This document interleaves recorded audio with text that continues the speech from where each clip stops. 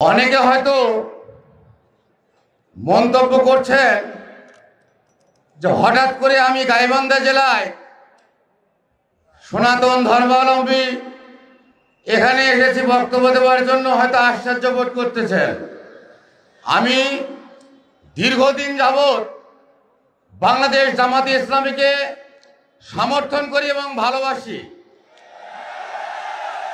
আমার প্রয়াত বড় ভাই উনি ছোটবেলা থেকেই জামাতে ইসলামীর সঙ্গে সম্পৃক্ত ছিলেন। উনি আজ 10 বছর যাবৎ উনি মৃত্যুবরণ করেছেন। তার পরবর্তী হালটা আমি ধরে আছি এই জামাতে ইসলামীকে। আমরা হিন্দু সম্প্রদায়ের ব্রাহ্মণ পরিবারের সন্তান। আমার নাম শ্রী মিলনচন্দ্র ভট্টাচার্য, ব্রাকেটে ঠাকুর।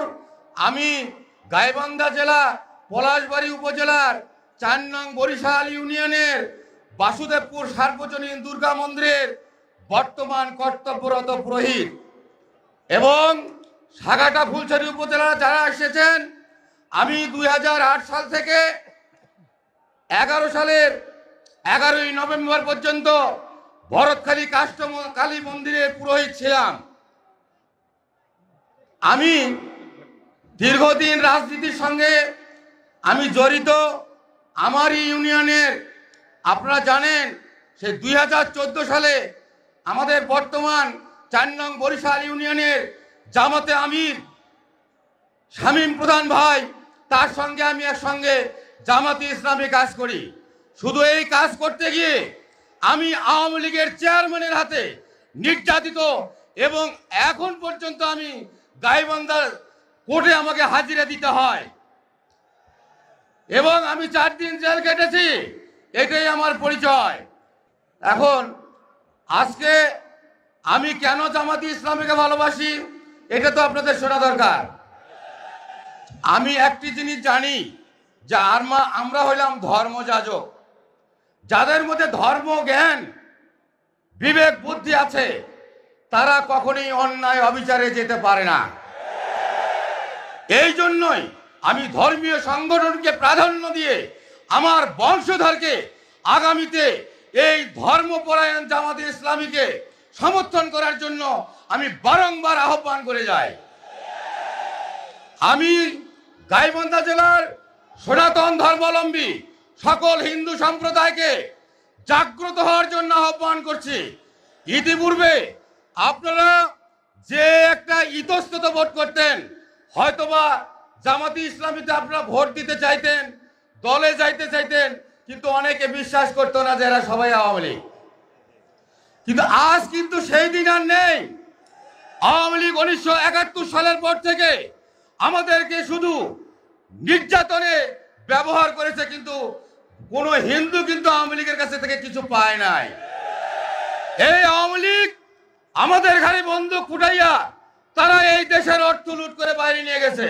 আর আমরা হিন্দু সনাতন ধর্মাবলম্বী যারা তারা আছি একদম নির্যাতিত অবস্থায়। আপনারা জানেন, আমি হিন্দু সনাতন ধর্মাবলম্বীকে অবগত করতে চাই, এতই যদি আমাদের হিন্দু সম্প্রদায়কে আওয়ামী লীগ ভালোবেসে থাকে, এই 2014 থেকে 17 সাল পর্যন্ত অর্ধ শতাধিক মন্দিরের পুরোহিতকে হত্যা করা হয়েছে। আপনারা কয়জন পুরোহিতের বিচার চেয়েছেন? কয়জন পুরোহিতের বিচার পেয়েছেন? আর আজকে এই ইসকন সদস্য চিন্ময় প্রভুকে নিয়ে আপনারা লাফালাফি করতেছেন। এই চিন্ময় প্রভু ইসকন সদস্য যারা আমাদের হিন্দুদের মধ্যে বিভেদ সৃষ্টি করেছে।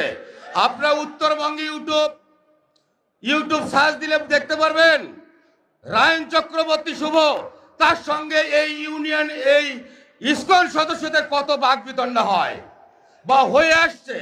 আমাদের সনাতন ধর্ম সৃষ্টি হইতে শ্রাদ্ধ ছিল, এই শ্রাদ্ধের মধ্যে বিভেদ সৃষ্টি করেছে, পূজা পার্বণে বিভেদ সৃষ্টি করেছে। আর আজকে তারই পিছনে আপনারা লাফালাফি করেন। আর যারা হিন্দু সম্প্রদায়ের পুরোহিত ব্রাহ্মণ মারা গেল তা নিয়ে তো আপনারা কোনোদিন আন্দোলন করেন নাই। আমি আপনাদেরকে সচেতন করতে চাই, এখন আর আওয়ামী লীগ নেই। আপনারা দেখেছেন গত দুর্গা পূজা তথা 5ই আগস্টের পর যেভাবে এই বাংলাদেশ জামাতে ইসলামী আমাদের হিন্দুদের নিরাপত্তার জন্য এগিয়ে এসছে। আমি তো মনে করি 100 বছরেও কোন দল হিন্দুদের জন্য এইভাবে নিরাপত্তা দিতে পারে নাই। এই দৃষ্টিকোণে ইতিপূর্বে আমাদের পূজা পার্বণ ধর্মীয় অনুষ্ঠান করতে গিয়ে পুলিশের অনুমতি নিতে হয়েছে, পুলিশ পাহারা দিতে হয়েছে। এইবার আমাদের কোনো মন্দিরে পুলিশের প্রয়োজন হয় নাই।